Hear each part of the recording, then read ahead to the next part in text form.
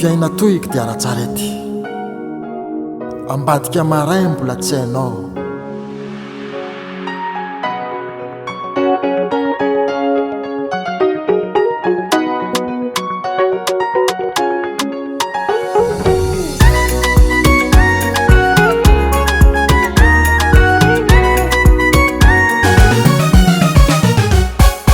Anjaranao ny androany fa mba mety ho hainy ampitso ka maiza mamindre fa soavany ho any mifindrafindra.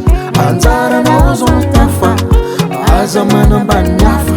Anjaranao ny androany fa mba mety ho anainy ampitso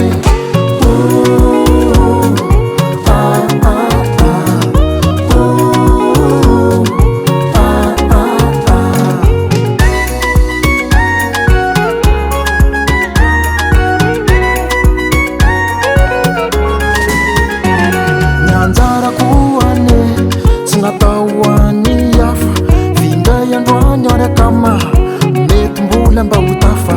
Ny anjarako ane tsy nataoany hafa vindray androany araka maha mety mbola mba ho tafa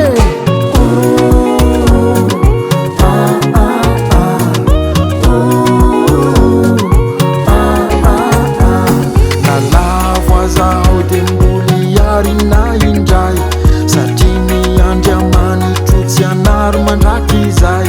Nalavo azaho mboly arina indray satria ny andriamanitro tsy anaro mandraky izay.